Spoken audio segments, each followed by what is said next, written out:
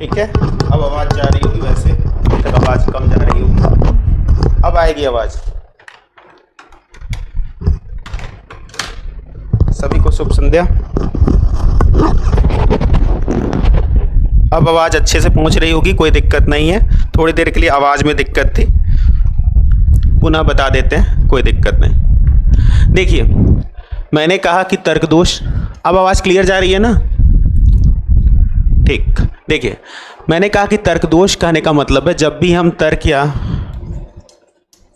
Logical statement और उसके निष्कर्ष के बारे में बात करते हैं और निष्कर्ष निकालते हैं, तो अगर हमारी बातें ठीक हैं, प्रामाणिक हैं और प्रक्रिया ठीक है, तो अपने आप क्या होता है, निष्कर्ष उचित निकलता है। लेकिन हो सकता है हमारी प्रक्रिया या हमारे संगठन या हमारे निष्कर्ष निकालने में कोई दोष हो, उसी को हम क्या बोलते हैं, तर्क दोष। तो तर्क दोष की परिभाषा आपसे नहीं पूछती, लेकिन हाँ, जो चीज़ें पूछती हैं उस पर विशेष ध्यान दीजिएगा। आपको लॉजिक में और ख़ासकर यूजीसी नेट के पेपर में जब दोष पूछ रहा होता है, तो दोष आजकल दोनों प्रकार के पूछे जा रहे हैं। तो सबसे पहले ये समझिए कि लॉजिक में दोष होते कितने हैं। देखिए, जब भी आप तर्क दोष पढ़ेंगे तो तर्क दोष होते हैं दो प्रकार के। चलो अच्छी बात है, आवाज़ जा रही। तो तर्क दोष आपके दो प्रकार के होते हैं। एक होता है अनौपचारिक तर्क दोष,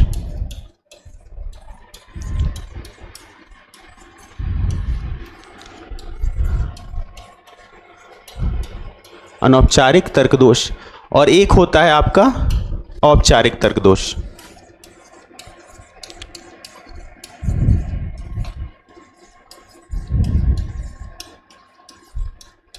ठीक है, एक आपका होता है अनौपचारिक तर्क दोष, एक होता है औपचारिक तर्क दोष। और आपको, अगर आपने पेपर को अपना अध्ययन किया या देखा है, तो बेहतर तरीके से पता है कि सबसे अधिक जो तर्क दोष आपसे पूछा जाता है वो क्या होता है, अनौपचारिक तर्क दोष।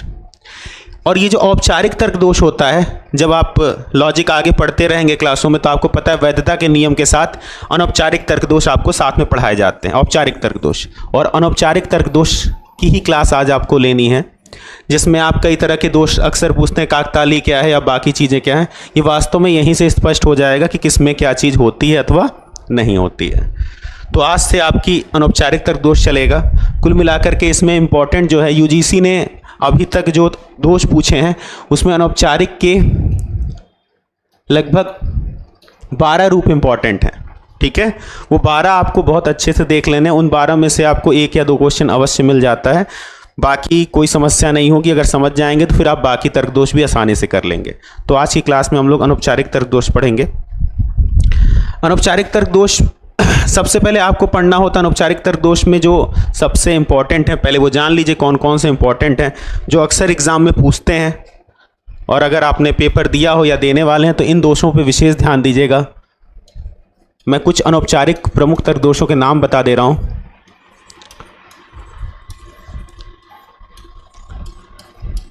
जैसे एग्ज़ाम इसको पूछता है, मुष्टि युक्ति दोष, जिसे आप अंग्रेजी में क्या कहते हैं, अपील टू फोर्स जिसे बोलते हैं, वो दोष पूछता है। या फिर एड बैकलम जिसे बोलते हैं। इसके इंग्लिश नाम जरूर पढ़ लीजिएगा। कारण क्या है, अंग्रेजी नाम के कारण कई बार हिंदी यूजीसी देती ही नहीं है कि मुष्टि युक्ति दोष है क्या, बल्कि क्या देता है, इंग्लिश में वो लिख के दे देगा एड बैकलम, एड बैकलम। या फिर वो आपको लिख करके दे देगा appeal to force, appeal to force. ठीक है, तो इसके इंग्लिश नाम सभी बच्चों को याद होने चाहिए। अगर आपको इंग्लिश नाम याद हो जाएगा तो आप आसानी से पहचान लेंगे कि ये किसकी बात कर रहा है, मुष्टि युक्ति दोष की बात कर रहा है। इसके बाद जो आपका दोष पूछता है, व्यक्तिपरक दोष भी बहुत आता है। व्यक्तिपरक दोष, और जो भी पढ़ा करिए एक बार अपने प्रीवियस पेपर में चेक किया कीजिए, ये चीज़ें आप लोगों पेपर में कई बार आई हैं, कैसे आई हैं, उसके प्रश्न सॉल्व करते रहा करिए। तो इस तरह से आपका तैयार भी होता रहेगा। साथ में आप जब एग्ज़ाम देने जाएंगे तो कुछ प्रश्न तो आप ऐसे ही कर लेंगे क्योंकि आपने पहले से इसकी प्रैक्टिस की है। व्यक्तिपरक दोष में 2 तरह के दोष होते हैं। या तो किसी व्यक्ति के चरित्र पर आप दोष लगा दीजिए, चरित्र पे दोष लगाएंगे तो उसको बोलेंगे व्यक्तिपरक लांछनात्मक दोष। जब आप किसी के चरित्र पर दोष लगाएंगे तो उसको बोलेंगे व्यक्तिपरक लांछनात्मक दोष। और मान लीजिए आप चरित्र पे नहीं लगा रहे हैं, परिस्थिति पर लगा रहे हैं, तो उसको आप कहेंगे व्यक्तिपरक परिस्थितिजन्य दोष। परिस्थितिजन्य दोष। ठीक है, समझ में आई बात। तो दो तरह के दोष होते हैं, या तो चरित्र पे आप किसी के लांछन लगाएंगे तो लांछनात्मक दोष होगा, अगर उसकी परिस्थिति पर आप बात करेंगे तो परिस्थितिपरक दोष होगा। ठीक है, इसको बोलते हैं एड होमिनम। इस दोष को हम बोलते हैं एड होमिनम। Add hominem. पहले मैं आपको सबके नाम याद करा रहा हूँ, क्योंकि ये नाम अंग्रेजी के कम होकर के आपके प्राचीन ग्रीक यूनानी शब्दों से ज़्यादा मेल खाते हैं, तो इंग्लिश नाम जरूर याद कर लीजिएगा। जैसे मुष्टि युक्ति दोष को मैंने कहा एड बैकलम, एग्जाम भी एड बैकलम दे करके आपको पूछ लेगा, हिंदी में भी यही लिखा मिलेगा, या तो अपील टू फोर्स मिल जाएगा। व्यक्तिपरक दोष को हम एड होमिनम कहते हैं। दो परिस्थितियाँ रहेंगी, चरित्र पे लगेगा तो ये वाला टिक मारिएगा, परिस्थिति दिखा करके लगेगा तो ये। अभी सबकी परिभाषा उदाहरण भी बताएंगे, लेकिन पहले धीरे धीरे इसको समझ लीजिए। इसके बाद जो दोष आता है इंपॉर्टेंट है अज्ञान मूलक दोष। ये आजकल एग्जाम में बहुत बार आ रहा है। अज्ञान मूलक या पराज्ञान मूलक इसको बोलते हैं, अज्ञान मूलक दोष। ठीक है, अज्ञान मूलक दोष ये भी एग्जाम में आजकल ज़्यादा पूछता है। 22-23 में इसके 3 क्वेश्चन बने थे पराज्ञान मूलक नाम से। एड इग्नोरेंटम इसको बोलते हैं, एड इग्नोरेंटम।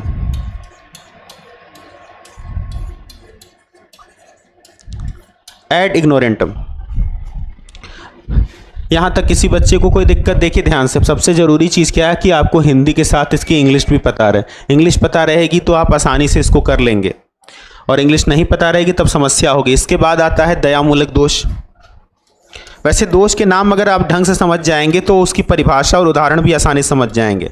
दयामूलक दोष।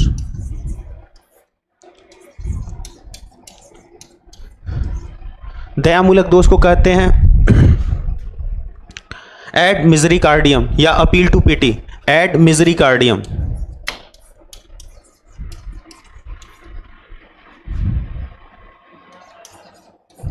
कार्डियम या इसी को बोलते हैं appeal to pity. Appeal to pity, इसको साथ में नोट भी करते रहिए, क्योंकि ये इंग्लिश नाम बहुत ज़रूरी हैं आपके लिए। अपील टू पिटी। देखिए मैंने अभी यहाँ 4 बताए, 4 में से 2 मोस्ट इंपॉर्टेंट में से हैं। एक यूजीसी के, देखिए हैं तो सभी इंपॉर्टेंट, लेकिन ये मोस्ट इंपॉर्टेंट है, और एक ये आपका मोस्ट इंपॉर्टेंट है। तो 2 ऐसे जो हैं ये मोस्ट इंपॉर्टेंट है, बाकी ये भी आते हैं। अगर इतना हो गया हो, समझ गए हो, तो आगे बढ़ें। जल्दी जल्दी बता दीजिए, यहाँ तक किसी कोई दिक्कत, आराम से देख करके बताइए, यहाँ तक किसी बच्चे को कोई समस्या। चलो अभी तक तो नहीं लग रहा है, देख लीजिए जल्दी से। जिन बच्चों ने नोट किया है बड़ी अच्छी बात है, जिनको नहीं आता वो नोट कर लेंगे। चलिए तो फिर इसके बाद थोड़ा आगे बढ़ते हैं। यहाँ तक अगर आपका हो गया हो तो इसके बाद जो इंपॉर्टेंट दोष आता है जो यूजीसी में पूछे जाते हैं, लोकोत्तेजक दोष। उसका नाम है लोकोत्तेजक दोष।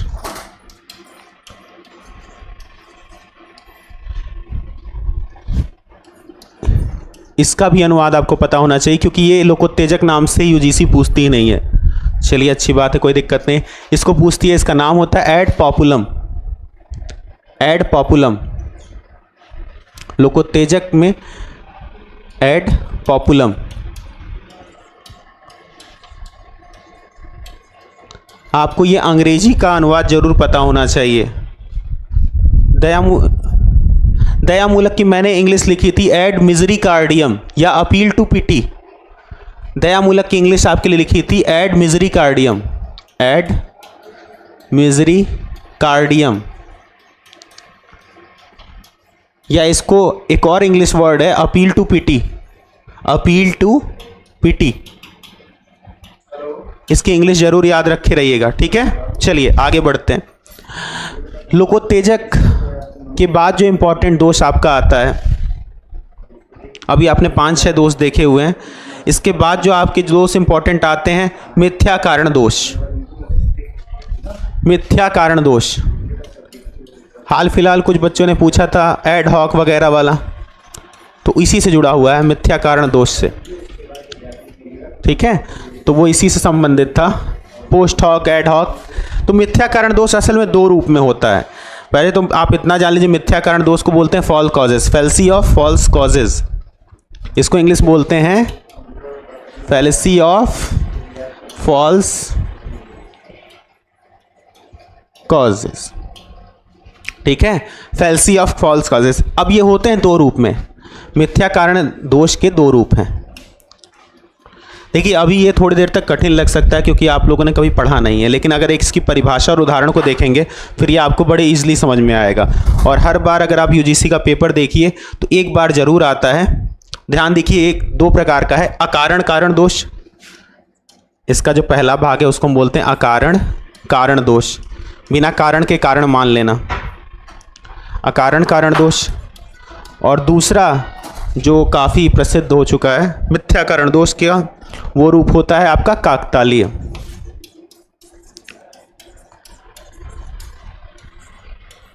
और आपको ये पता है कि न्याय दर्शन में सर्वाधिक प्रसिद्ध दोष के रूप में जाना जाता है। अगर आपसे कोई पूछेगा न्याय दर्शन से संबंधित कौन सा दोष है जो पाश्चात्य में भी है, तो आप आसानी से बता लीजिएगा कि काकतालीय। Non कॉजा pro कॉजा। अब देखिए इसके इंग्लिश याद कर लीजिएगा क्योंकि पूछता है, नॉन कॉजा प्रो कॉजा, ये हो गया अकारण कारण दोष की इंग्लिश। अब जो काकतालीय की बात कर रहा है, काकतालीय को कहते हैं पोस्ट हॉक, इसी को हम बोलते हैं पोस्ट हॉक, पोस्ट हॉक एग्रो हॉक। अभी हाल फिलहाल अभी प्रश्नों में आपको पोस्ट हॉक मिला होगा, तो पोस्ट हॉक का मतलब ये होता है काकतालीय दोष, मिथ्या कारण दोष का एक क्या है, भाग है। ठीक है, चलिए अब थोड़ा सा और आगे बढ़ते हैं। अब एक चीज़ देखिएगा, यहाँ पर ये दोनों इंपॉर्टेंट हैं यूजीसी के लिए। मैंने अभी तक आपको 4 मोस्ट इंपॉर्टेंट दोष बता दिए कि ये 4 बहुत ही इंपॉर्टेंट हैं। जब भी पढ़िएगा इस पर विशेष ध्यान दीजिएगा। इसके बाद जो आपके दोष आते हैं वो भी आपका इंपॉर्टेंट दोष है। यहाँ तक किसी बच्चे को कोई समस्या, देख लीजिए। एक है लोकोत्तेजक दोष जिसका अंग्रेजी अनुवाद है एड पॉपुलम। इसके बाद मिथ्या कारण दोष है जिसको बोलते हैं फैलेसी ऑफ फॉल्स कॉजेज। तो इसमें दो रूप होते हैं, अकारण कारण दोष और दूसरा काकतालीय। अकारण कारण दोष का नॉन कॉज और प्रो कॉजा बोलते हैं। इसकी कोई आवश्यकता नहीं, बहुत कम आता है, लेकिन इसका जो ये सेकंड रूप है काकतालीय, इसको न्याय दर्शन में भी माना गया है, तो इस वजह से इसको पोस्ट हॉक याद कर लीजिएगा। इंग्लिश काकतालीय नाम से आएगा ही नहीं, पोस्ट हॉक नाम से आएगा। इसके बाद आता है आपका एक दोष चक्रक। एक साइड से बस ये नोट करते जाइए कि इसकी इंग्लिश क्या है, चक्रक दोष। तो चक्रक दोष के लिए इंग्लिश आपकी बनती है, इसकी 3-4 अनुवाद बनते हैं एक साथ। पहला तो आर्गुमेंट इन सर्किल बनता है, आर्गुइंग इन सर्किल। ये तो सामान्य नाम है, अगर दे देगा तो अपने आप आपको चक्रक पता चल जाएगा, लेकिन इसके अतिरिक्त इसके अन्य नाम भी बनते हैं। इसको प्रश्न प्रार्थना दोष भी कहते हैं, चक्रक दोष को ही हम प्रश्न प्रार्थना दोष भी कहते हैं। तो यूजीसी किसी नाम को भी देकर के पूछ सकती है, तो एक नाम से आपका काम नहीं चलेगा। प्रश्न प्रार्थना, बेगिंग इन क्वेश्चन, बेगिन इन क्वेश्चन, इसका ये नाम है। इसके अलावा इसका एक अतिरिक्त नाम है आत्माश्रय दोष। आत्माश्रय दोष को, इसके अलावा इसका एक और नाम बनता है आत्माश्रय दोष।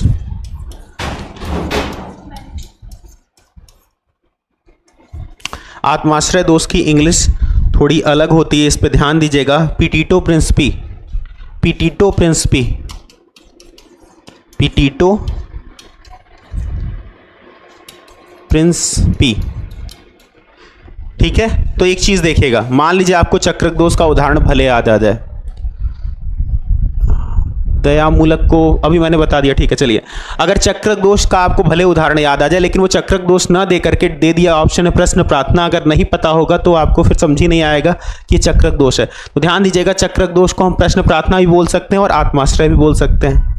अब ये हिंदी में ना देकर के अगर इंग्लिश में लिख देगा पिटीटो प्रिंसिपी, तो आपको पता होना चाहिए कि ये चक्रक दोष के लिए ही है। बेगिंग इन क्वेश्चन, ये भी चक्रक दोष के लिए ही है। इसके अलावा आर्गुइंग इन सर्किल, ये भी चक्रक दोष के लिए ही है। इतनी बात समझ में आ गई? यहाँ तक अगर कोई दिक्कत ना हो तो आगे बढ़ें। इसके बाद जो अगला दोष आता है उसको हम बोलते हैं, ये भी इंपॉर्टेंट दोष है यूजीसी के लिए। इसके बाद जो आता है उसको हम बोलते हैं छल प्रश्न दोष। छल प्रश्न, इसी को इंग्लिश में बोलते हैं कॉम्प्लेक्स क्वेश्चन। कॉम्प्लेक्स क्वेश्चन, जब ऐसी स्थिति में आपको फंसा दिया जाए जहां पर आप ना तो हाँ बोल सकते हैं और ना बोल सकते हैं, उसको हम बोलते हैं छल प्रश्न दोष, कॉम्प्लेक्स क्वेश्चन। ठीक है, अब इसके अलावा केवल आपके एक दो दोष और मोस्ट इंपॉर्टेंट हैं, उनको देख लीजिए। एक आता है अनेकार्थक दोष। अनेकार्थक, जब हम एक अर्थ की जगह उसके अनेक अर्थ लेते हैं तो अनेकार्थक बनता है। ये सारे नाम इसलिए बता रहे हैं कि यूजीसी के पेपर में आए तो आप परिचित रहें कम से कम। अनेकार्थक दोष, इक्विवोकेशन, इसकी इंग्लिश है इक्विवोकेशन, इसकी इंग्लिश रहती है इक्विवोकेशन। ठीक है, अब इसके बाद संग्रह और विग्रह दोष, बस दो और हैं, संग्रह और विग्रह। ठीक है, संग्रह और विग्रह दोष, मतलब संग्रह दोष और विग्रह दोष। बस आपको इतने दोषों का अध्ययन करना है, इसी में से कोई ना कोई दोष आपके एग्जाम में आते हैं, एक एक करके वो सारे दोष हम पढ़ा देते हैं। यहाँ तक किसी बच्चे को कोई समस्या कि जिसकी इंग्लिश ना आई हो, संग्रह की इंग्लिश होती है कंपोजिशन, मतलब फैल्सी ऑफ कंपोजिशन, और विग्रह की इंग्लिश होती है फैल्सी ऑफ डिवीज़न। ठीक है, संग्रह की इंग्लिश होती है फैल्सी ऑफ कंपोजिशन और विग्रह की इंग्लिश होती है फैल्सी ऑफ डिवीज़न। तो इतने दोष आपको देखने, जिसमें से मैंने कहा कि कुछ दोष इंपॉर्टेंट हैं। देखिए, ये इंपॉर्टेंट दोष है व्यक्तिपरक, दूसरा अज्ञानमूलक जो एग्ज़ाम में बार बार आता है, दो इधर। इसके पश्चात मिथ्या कारण इंपॉर्टेंट है, लोकोत्तेजक इंपॉर्टेंट है, 4। इसके पश्चात चक्रक इंपॉर्टेंट है, छल प्रश्न इंपॉर्टेंट है, 6। ये 6 दोष आपको कम से कम अच्छे से आने चाहिए। अगर ये 6 दोष आपको आ रहे हैं तो आप एग्ज़ाम में ऑप्शन तो कम से कम काट लेंगे, कोई नया दोष आएगा वो भी कर लेंगे। इसके अतिरिक्त 2-3 दोष और एग्ज़ाम में आते हैं, वो आपको अलग से पढ़ा जाएंगे, रेड हेरिंग वगैरह। तो चलते हैं आज पहले दोष की तरफ अपने, ध्यान से देखिएगा। मैंने पहला दोष बताया था मुष्टि युक्ति दोष। मुष्टि युक्ति दोष, इसी को बोलते हैं एड बैकलम। एड बैकलम, और इंग्लिश, दूसरा इंग्लिश क्या होती है, अपील टू फोर्स। इतनी चीज़ें तो आपको एज इट इज़ याद होनी चाहिए। अपील टू फोर्स, तो इसमें होता क्या है, सबसे ज़रूरी बात है जब हम कह दे रहे हैं मुष्टि युक्ति दोष की बात कर रहे हैं, यानी कि इस पर दबाव बनाया जाता है, यानी इसकी परिभाषा बनती है जब तर्क का सहारा न लेकर, जब आप किसी बात को तर्क के जरिए प्रूफ ना करिए, जब तर्क का सहारा न लेकर किसी को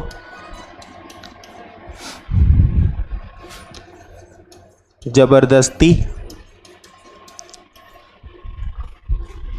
या शक्ति के द्वारा अपनी बात मनवा ली जाए, शक्ति के द्वारा अपनी बात मनवाई जाए। देखिए, तर्कदोष होते आसान है, बस आपको सही परिभाषा पता होनी चाहिए। ठीक है, देखो ध्यान से, जब तर्क का सहारा ना लेकर किसी व्यक्ति को जबरदस्ती शक्ति के द्वारा अपनी बात मनवाई जाए। जैसे आप लोगों ने एक मुहावरा सुना होगा, जिसकी लाठी उसकी भैंस, या इंग्लिश में माइट इज राइट। ये सब के सब किसके उदाहरण है, मुष्टि युक्ति दोष के उदाहरण है। तो ये परिभाषा होती है इसकी, अगर ये परिभाषा समझ में आ जाएगा तो इसका उदाहरण आसानी से समझ में आता है। जैसे एक एग्जाम्पल है इसके लिए, देखिए उदाहरण, यहाँ कार खड़ा करना गलत है, खड़ा करना गलत है।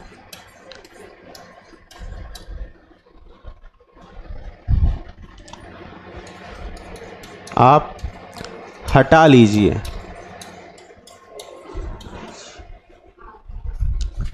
नहीं तो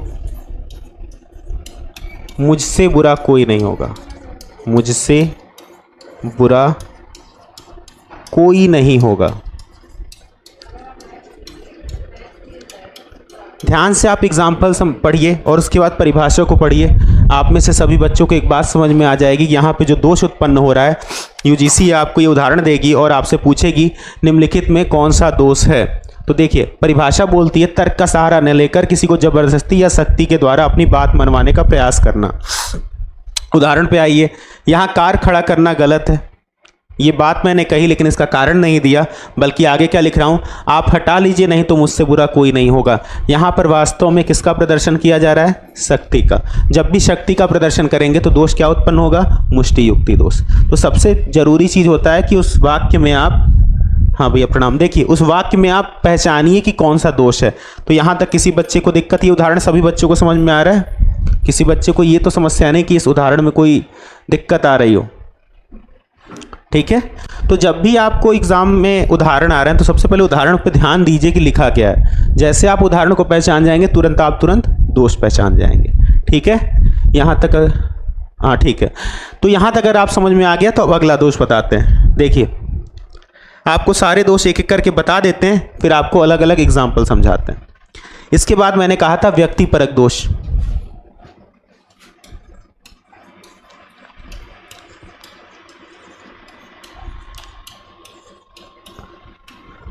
तो इसमें या तो आप परिस्थिति उसकी दिखा करके उसकी बात को न करवाएंगे, या तो उसके चरित्र पे लांछन लगा देंगे। दो ही रूप होते हैं, एक लांछनात्मक होता है, एक व्यक्तिपरक होता है। करना लेकिन एक ही बात है कि हम उसकी बात नहीं मानेंगे, बाकी उसका दूसरी बातों को उजागर करके हम उसकी बात को खारिज करने का प्रयास करेंगे। देखिए क्या होता है इसमें, इसकी परिभाषा बनती है, जब तर्क का सहारा न लेकर, सहारा न लेकर किसी दूसरे की बात का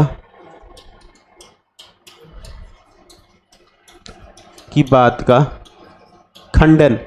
देखिए तर्क का सहारा ले तब तो दोषी नहीं उत्पन्न होता, लेकिन ध्यान दीजिएगा जब तर्क का सहारा न लेकर किसी दूसरे की बात का खंडन उसके चरित्र या परिस्थिति में दोष दिखाकर किया जाए, उसके चरित्र या परिस्थिति में दोष दिखाकर किया जाए। चरित्र में जब दोष दिखाएंगे तो लांछनात्मक बन जाएगा, परिस्थिति में दिखाएंगे तो परिस्थिति जन्य बन जाएगा, ठीक है। दोनों की परिभाषा एक साथ बना दे रहे हैं। चरित्र या परिस्थिति में दोष दिखाकर किया जाए, दिखाकर किया जाए।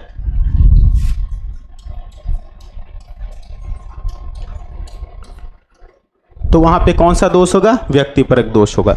इसका भी उदाहरण होता है, इसके अलग अलग आपको उदाहरण मिल जाएंगे। जैसे इसका बड़ा प्रसिद्ध उदाहरण है, मैं इसके दो उदाहरण दे सकता हूं, लेकिन सबसे पहले एक उदाहरण देखिए। आपका यह कहना गलत होगा, आपका यह कहना गलत होगा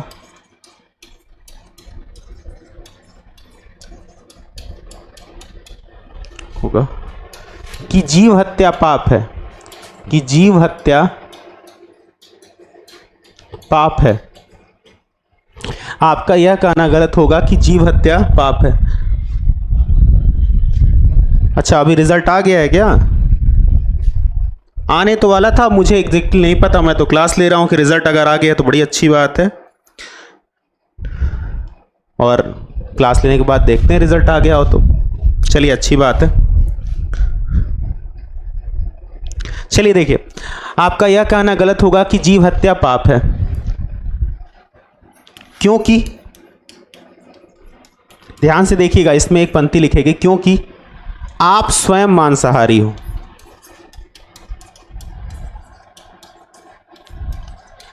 अब एक बात पे आप ध्यान दे रहे होंगे, व्यक्ति मांसाहारी हो या शाकाहारी हो, बात सही बोल रहा है कि जीव हत्या पाप है, लेकिन हम उसके तर्क का खंडन केवल किस लिए कर रहे हैं, उसकी परिस्थिति को दिखा करके कि वो मांसाहारी है तो उसका यह कहना हम गलत मान ले रहे हैं कि जीव हत्या पाप, समझ में आई बात?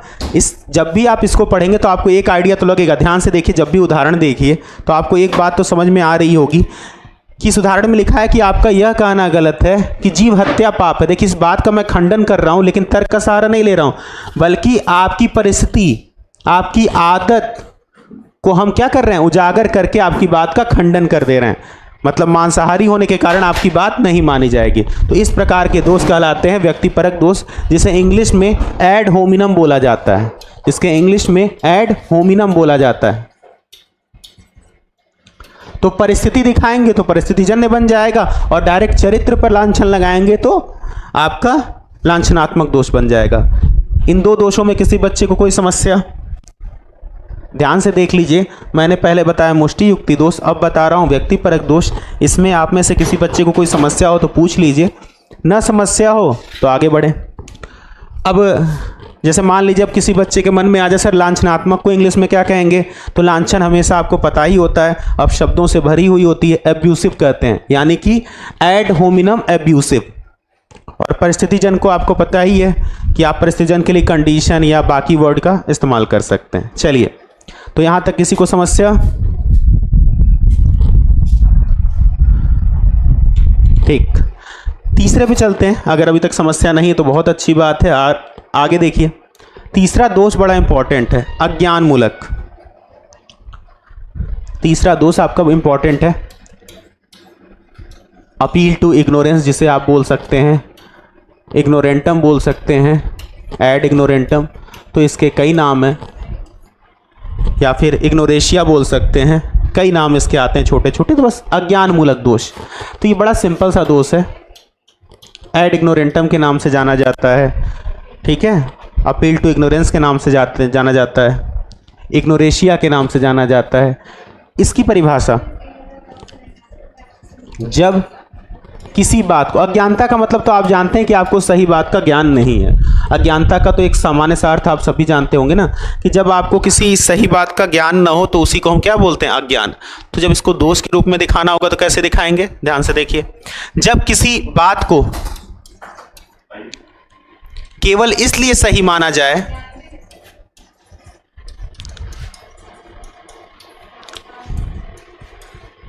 जब किसी बात को केवल इसलिए सही माना जाए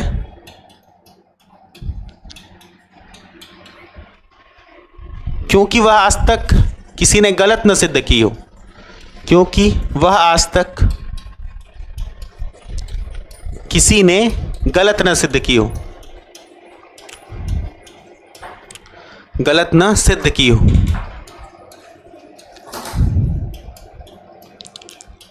देखो, पहली कंडीशन तो इसमें यही होती है, हम किसी बात को ऐसे ही सही मान ले रहे हैं क्योंकि आज तक कोई गलत नहीं बोल पाया, तो उसमें कौन सा दोष होगा? अज्ञान मूलक। उदाहरण समझना, मैं एक उदाहरण इसके लिए दे रहा हूं। इसकी दो कंडीशन होती है, किसी बात को तब तक सही मानते रहिए जब तक कोई गलत न सिद्ध कर दिया हो, और इसी का ठीक उल्टा होता है, किसी बात को तब तक गलत मानते रहिए क्योंकि आज तक किसी ने उसको सही सिद्ध न कर दिया हो। तो इसके दो रूप होते हैं, ये अज्ञानता के रूप हैं। तो उदाहरण के लिए मैं देखिए सत्य वाला लेके चल रहा हूं, भूत होते हैं। एक एग्जाम्पल दे रहा हूं, भूत होते हैं क्योंकि आज तक किसी ने भूत न होने का प्रमाण नहीं दिया, न होने का प्रमाण न दिया, नहीं दिया। आप आराम से उदाहरण को पढ़िए, परिभाषा अपने आप आपको समझ में आने लगेगी। लिखा क्या है? भूत होते हैं। देखिए, मैंने एक बात को सत्य सिद्ध मान लिया, केवल किस आधार पर? क्योंकि आज तक किसी ने इसका कोई प्रमाण नहीं दिया, इस आधार पर सत्य मान लिया। यही तो आपकी परिभाषा भी कह रही है, किसी बात को केवल इसलिए सत्य मान लीजिए क्योंकि आज तक उसे कोई असत्य आज तक सिद्ध न कर पाया हो। यहां तक बात समझ में आ गई सभी को? अब इसकी एक सेकेंड कंडीशन भी है, ये तो फर्स्ट कंडीशन हो गई। क्लियर हो गया? अगर ये समझ में आ गया हो तो हम इसको मिटा रहे। जल्दी जल्दी देख के बताइए, ये बात समझ में आ गई? आराम से इसको देख लीजिए कि लॉजिक बहुत आसान होता है, ठीक मैथ की तरह। अगर आपके दिमाग में एक बार में चला गया कि आपको समझ में आने लगा, तो फिर इसके कैसे भी उदाहरण आ जाएंगे, आपसे गलत नहीं होगा। लेकिन मेन चीज़ है बेसिक कॉन्सेप्ट का आना। ठीक है, चलिए जल्दी जल्दी इसको देख लीजिए, यहाँ तक किसी बच्चे को कोई दिक्कत? अब इसका एक दूसरा कॉन्सेप्ट होता है, पहला कॉन्सेप्ट तो बोल दिए, किसी बात को तब तक सत्य मानो जब तक असत्य सिद्ध न हो। अब ठीक उल्टा, किसी बात को तब तक असत्य मानते रहिए, किसी बात को तब तक असत्य मानते रहिए जब तक वह सत्य सिद्ध न हुई हो, जब तक वह सत्य न सिद्ध हुई हो। ठीक, पहला कंडीशन थी कि किसी बात को सत्य तब तक मान सकते हैं जब तक वह सत्य सिद्ध नहीं हो सकती। दूसरी बात को, अज्ञानता एक और जगह होती है, आप तब तक असत्य मानिए जब तक वह सिद्ध नहीं हो। तो इसको मिटा करके मैं उसका एग्जाम्पल समझाता हूं, देखिए उसको, बस आराम से देखिएगा, ये भी समझ में आ जाएगा। मैंने अभी भूत है का उदाहरण दिया, अब मैं असत्य सिद्ध करने वाला उदाहरण दे रहा हूं। ईश्वर नहीं होते, ईश्वर नहीं होते, परेशान मत होना, हम स्वयं आस्तिक है, थोड़े थोड़े ईश्वर को मानते हैं, बस ये उदाहरण के लिए समझा रहे हैं, नहीं तो कहोगे सर कहते ईश्वर होते ही नहीं है, होते होंगे। अच्छा इधर देखो, ईश्वर नहीं होते क्योंकि आज तक किसी ने उन्हें देखा नहीं, किसी ने उन्हें देखा नहीं। बात समझ में ही आ गई होगी आपको उदाहरण के साथ ही कि ईश्वर नहीं होते, हम तब तक इस बात को असत्य मान रहे हैं क्योंकि आज तक किसी ने इसको सत्य प्रमाणित नहीं किया है। क्लियर हो गई बात? यहां तक किसी बच्चे को कोई समस्या? आराम से देख करके देखिए, यहां तक किसी भी बच्चे को कोई समस्या? अगर यहां तक अगर आपको समस्या नहीं होगी तो फिर आगे आपको समझ में आने लगेगा धीरे धीरे। देखिए, अज्ञान मूलक दोष दो रूप में दिख सकता है, कैसे कैसे दिख सकता है इसको समझिएगा।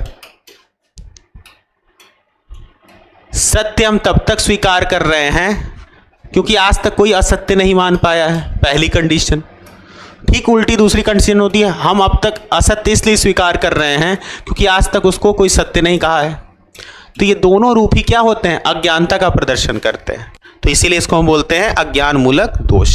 ठीक है, चलिए, तो मैंने आज आप लोग को अभी 3 दोष पढ़ा दिए, चौथा देखिए। अब बहुत सिंपल सिंपल से दोष हैं। एक होता है दया मूलक दोष, जैसा नाम है वैसे ही इसकी परिभाषा और काम है। दया मूलक दोष,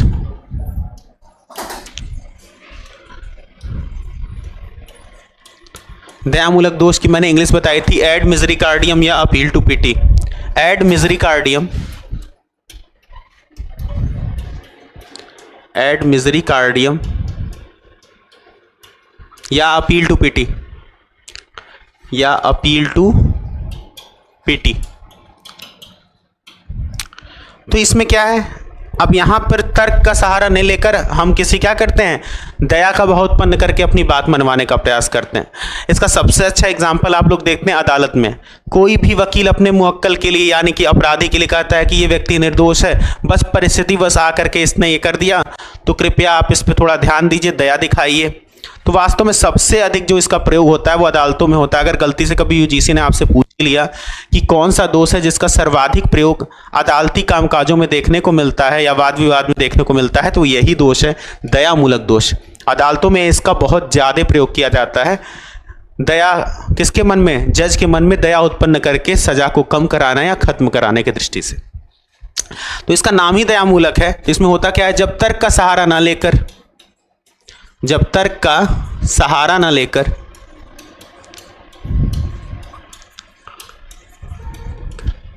किसी के मन में दया उत्पन्न करके, किसी के मन में दया उत्पन्न करा करके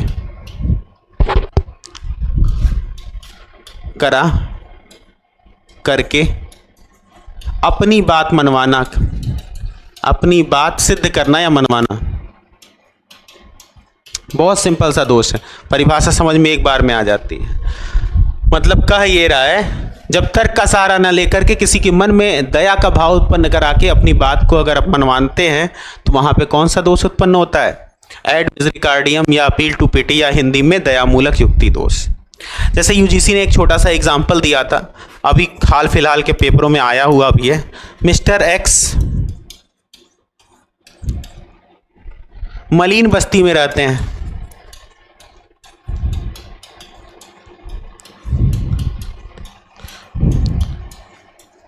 वह बहुत गरीब हैं, वैसे में अगर ये बहुत गरीब भी नहीं लिखता तो मलिन बस्ती में रहते हैं तो अपने मन में दया का भाव उत्पन्न हो जाएगा, क्योंकि अभी आगे का वर्ड लिखने जा रहा हूँ। मिस्टर एक्स मलिन बस्ती में रहते हैं, वह बहुत गरीब हैं, अतः उन्हें MLA बना देना चाहिए। देखिए, मैं MLA बनाने का मैंने कोई कारण नहीं दिया, बल्कि लोगों के मन में क्या भाव उत्पन्न किए, दया के भाव, कि मिस्टर एक्स मलिन बस्ती में रहते हैं, वह बहुत गरीब हैं, अतः उन्हें क्या बना देना चाहिए, MLA बना देना चाहिए। तो इसमें जब तर्क का सहारा न लेकर किसी के मन में दया का भाव उत्पन्न कराओगे, वहां पर अपने आप कौन सा दोष उत्पन्न होगा, दयामूलक, जिसे अपील टू पिटी या एड मिजरिकार्डियम बोलते हैं। ठीक है, चलिए यहां तक कोई समस्या तो नहीं आ रही है, क्लियर हो गया। आप लोगों ने आज 6, एक तरह से 6 लेकिन वास्तविकता में 5 दोष पढ़ लिए हैं। छठा दोष आपका बहुत कठिन नहीं है, आप उस पर भी चर्चा कर लीजिए। लोकोत्तेजक, ये एग्जाम में बहुत आता है और बहुत तरीके से आता है। लोकोत्तेजक दोष एग्जाम में बहुत आता है और बहुत तरीके से आता है। आराम से देखिएगा, इसको समझ लीजिएगा। है तो बहुत आसान, लेकिन एग्जाम इसको अनेक रूप में पूछ लेती है। लोकोत्तेजक दोष, इसका मतलब होता है एड पॉपुलम, एड पॉपुलम। अब एक बात समझिए, लोकोत्तेजक, जहां पर लोकोत्तेजक की बात है, लोगों को उत्तेजित करने वाला, सामान्य भाषा में इसका नाम होता है लोगों को उत्तेजित करने वाला। जब तर्क का सहारा न लेकर, बात समझिएगा, जब तर्क का सहारा न लेकर लोगों की भावनाओं को, मतलब तर्क का सहारा नहीं ले रहे हैं बल्कि लोगों की भावनाओं को क्या कर रहे हैं, उत्तेजित कर रहे हैं, उद्वेलित कर रहे हैं या उत्तेजित कर रहे हैं, करके बात मनवाना। अक्सर आप लोग जितने भी नेता लोग भाषण देते हैं, जितनी भी विज्ञापन कंपनियां प्रचार करती हैं, वास्तव में इसी का प्रयोग करती हैं, जिसको बोलते हैं लोकोत्तेजक। यानी कि भावनाओं में कोई भी भावना हो सकती है, प्रेम, ईर्ष्या, घृणा, लालच, किसी भी भावना को अगर आप जागृत कर रहे हैं, द्वेष, पक्षपात, दया, कुछ भी अगर ढेर सारे लोगों में एक साथ जागृत करने का प्रयास कर रहे हैं। एड पॉपुलम का मतलब ही, पॉपुलम का मतलब पॉपुलेशन, जब आप किसी बड़ी जनसंख्या को इस तरह से प्रभावित कर रहे हैं उनकी भावनाओं को लेकर के, तो वास्तव में वहां जो दोष उत्पन्न होता है वो होता है एड पॉपुलम। यानी कि जितने तरह के, आप इसका उदाहरण कैसे समझेंगे, तो यूजीसी तो कुछ भी पूछेगी, तो इसके लिए आप एक चीज़ याद कर लीजिए नॉर्मल सा।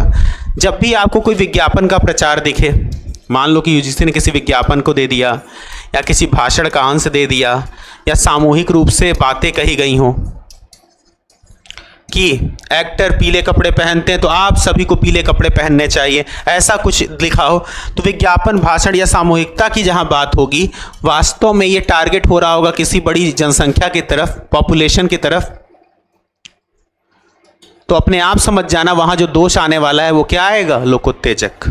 ठीक है, इसका एक प्रसिद्ध उदाहरण था बहुत पहले का, जो बहुत सी किताबों में चलता रहा, विवादित रहा, लेकिन अब हट गया है। मंदिर वहीं बनाएंगे, ध्यान से देखिएगा। लोगों की आस्था को जगाने का प्रयास किया गया, एक उदाहरण था।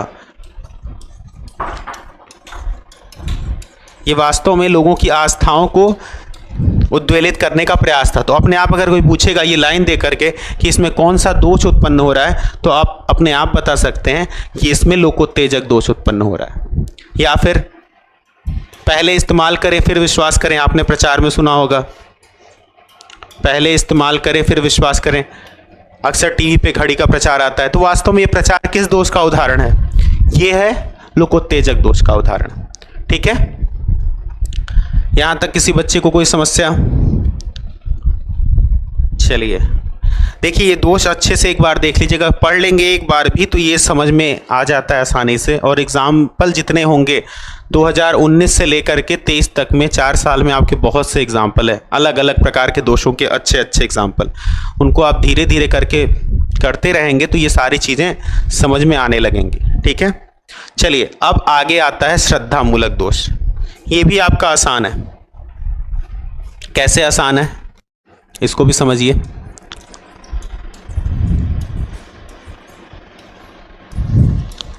नाम ही इसका श्रद्धामूलक दोष है। यानी कि किसी के प्रति श्रद्धा उत्पन्न करा करके अपनी बात मनवाने का प्रयास करना। ठीक है, मतलब हम किसी के बातों को कोट करके बोले कि इतने महान आदमी ने कहा है तो हमको यही काम करना चाहिए, तो वहाँ श्रद्धामूलक होता है। इसमें होता है जब तर्क का सहारा न लेकर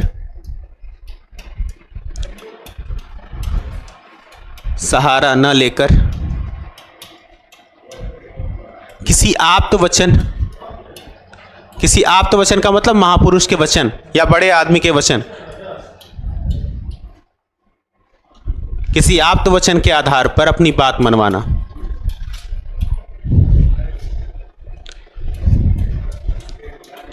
अपनी बात मनवाना बेसिकली समझिए, कोई महापुरुष में अगर कोई दुर्गुण है, हम कहें कि वो काम करना चाहिए क्योंकि वो महापुरुष करते थे, तो ध्यान दीजिएगा वहाँ पर जो दोष उत्पन्न होगा श्रद्धामूलक, कि आपके मन में उनके प्रति श्रद्धा है और मैंने उस तरीके को बदल दिया। इसका बड़ा फेवरेट एग्जाम्पल हुआ करता था, किसी भी आप्त वचन के प्रति या आप्त महापुरुष के प्रति, आप्त, इससे अच्छा मैं महापुरुष लिख देता हूँ, कुछ बच्चों को आप्त वचन या ये सब नहीं समझ में आता, किसी महापुरुष आदि के प्रति, किसी महापुरुष के आधार पर अपनी बात मनवाने का प्रयास करना, उसके वचन से, उसके कर्म से। तो इसका एग्जाम्पल सबसे अच्छा है, देखिए उदाहरण, अपने आप समझ में आएगा कि श्रद्धामूलक दोष कहाँ उत्पन्न होता है। जवाहरलाल नेहरू, छोड़ो पंडित नेहरू लिख देते हैं, छोटा रहेगा। पंडित नेहरू सिगरेट पीते थे, वह स्वस्थ भी थे,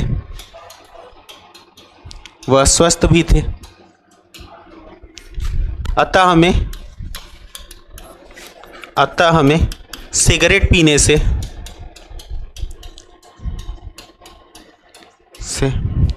कोई भी खतरा नहीं है, खतरा नहीं। ध्यान से इसको पढ़ोगे तो मैं समझ में आएगा, जो लोग उनके प्रति श्रद्धा रखते हैं उनके मन में हम ये बात भर दे रहे हैं, नेहरू जी सिगरेट पीते थे, वह स्वस्थ भी थे, अतः सिगरेट पीने से कोई खतरा नहीं है। हमने तर्क का सहारा न लेकर किसी महापुरुष को कोट करके अपनी बात मनवाने का प्रयास किया, तो उसी को हम क्या कहते हैं? श्रद्धामूलक दोष। यहाँ तक किसी भी बच्चे को कोई समस्या? आराम से देख लीजिए। चलिए, कोई समस्या नहीं तो बड़ी अच्छी बात है। हाँ, अभी कोई कह रहा था रिजल्ट आ गया क्या सही में? क्योंकि अभी तो मुझे देखा भी नहीं है। आ गया हो तो बड़ी अच्छी बात है। श्रद्धामूलक दोष को क्या कहते हैं? आप लोग को सारे दोष की इंग्लिश पता होनी चाहिए। Ad verecundiam, ad verecundiam, ad verecundiam. चलिए, तो पढ़ते रहिए, कभी ना कभी अच्छा होगा, इसलिए परेशान नहीं होना चाहिए। पढ़ने से एक चीज़ तो ठीक होती है, आपकी पढ़ाई का लेवल बढ़ता तो रहता है, कम से कम जो होगा तो होगा ही अच्छा। और एड वेरिकार्डियम को इंग्लिश में एक और नाम देते हैं जो कि आजकल एग्ज़ाम में बड़ा प्रचलित है, अपील टू अथॉरिटी। ध्यान दीजिएगा, श्रद्धामूलक दोष को ही एक और नाम इंग्लिश में देते हैं, अपील टू अथॉरिटी। यहाँ लिख दे रहा हूँ, appeal to authority, appeal to authority, उसको बोलते हैं अपील टू अथॉरिटी, प्राधिकार का दोष। ध्यान दीजिएगा, प्राधिकार का दोष। तो यहाँ तक आपको कोई समस्या न हो, बेहतर है। अब इसके बाद एक छोटा सा दोष और पढ़ाते हैं, बाकी दोषों को हम आपको बाद में पढ़ाएंगे, लेकिन मिथ्या कारण दोष को हम स्पष्ट कर देते हैं और यहीं से आगे पढ़ाएंगे अगली क्लास में। तो आज का अंतिम दोष जो है वो है मिथ्या कारण दोष। मिथ्या कारण दोष, मैंने बताया कि मिथ्या कारण का मतलब ही क्या है? झूठा कारण मान लेना। तो इसके दो रूप हैं। पहला होता है, अभी आपको कुछ देर पहले समझा रहे थे, अकारण कारण दोष। नाम से स्पष्ट हो रहा होगा, जो कारण न हो उसको कारण मान लीजिए, अकारण कारण दोष। बिना कारण के कारण मानना अकारण कारण दोष है। इसका दूसरा रूप है काकतालीय दोष। जो अक्सर एग्ज़ाम में पोस्ट हॉक नाम से आता है। पोस्ट हॉक, इसका पूरा नाम पोस्ट हॉक नहीं होता बल्कि post hoc ergo propter hoc होता है। Post hoc ergo propter hoc होता है, लेकिन एग्ज़ाम आपसे पोस्ट हॉक नाम से पूछता है। तो पोस्ट हॉक नाम से पूछेगा तो दिमाग में आपके काकतालीय न्याय चलना चाहिए। इसको काकतालीय न्याय बोला जाता है। देखिए, जब कोई कार्य हुआ हो और उसका हम ऐसा कारण मान लें जो उसका कारण हो ही नहीं सकता, उसको हम बोलते हैं अकारण कारण दोष। जैसे आपके छींकने से भूकंप का आना, ध्यान से समझिएगा, छींकने से भूकंप का आना, इसकी परिभाषा लिखाने की जरूरत ही नहीं पड़ेगी, इसका नाम ही इसका परिभाषा है, अकारण कारण दोष। बिना कारण के कारण मान लेना, छींकने से भूकंप आना। तो एक चीज़ बताइए, भूकंप का कारण तो आपको पता है पृथ्वी के अंदर की आंतरिक हलचलें होती हैं, और हम इसका कारण क्या बता रहे हैं? छींकना। जैसे आप लोग का अभी नेट का एग्ज़ाम है, JRF न होने का कारण दिल्ली में बाढ़ आना। अब देखिए, JRF का पेपर हुआ क्या? पहले हो गया। दिल्ली में बाढ़ कब आई? अभी। तो बिना कारण के जब आप कार्य मान लें, या फिर 12वीं न पास होने का कारण 26 जनवरी का मनाया जाना, तो मतलब बिना कारण के हम कारण मान लेते हैं, उसको हम बोलते हैं अकारण कारण दोष। तो अकारण कारण दोष तो वैसे UGC जल्दी नहीं पूछती क्योंकि ये बहुत सरल हो जाता है, लेकिन वो पूछती है काकतालीय न्याय। काकतालीय न्याय क्या होता है, इसको समझने के लिए एक छोटी सी बात समझनी पड़ेगी। इसके लिए एक किंवदंती या कथा होती है, काकतालीय न्याय। इसका नाम ही क्या है? काकतालीय न्याय। इंग्लिश में बोलते हैं post hoc ergo propter hoc, इसी का शॉर्ट फॉर्म है पोस्ट हॉक। तो इसके लिए बहुत प्रसिद्ध उदाहरण होता है न्याय दर्शन का। न्याय दर्शन का उदाहरण था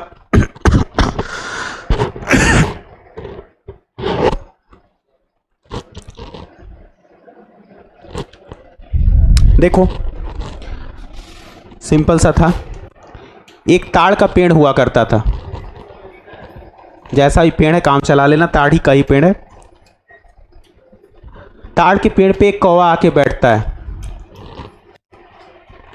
जैसे कौवा बैठता है, बैठ गया, और जैसे कौवा इसके ऊपर से उड़ने का प्रयास करता है, ये पेड़ तुरंत ही गिर जाता है। अब पेड़ कमज़ोर रहता है, गिर गया होगा, तो लोग इसे मान लेते हैं कि कौवे के बैठने के कारण या कौवे के उड़ने के कारण ही पेड़ गिरा था।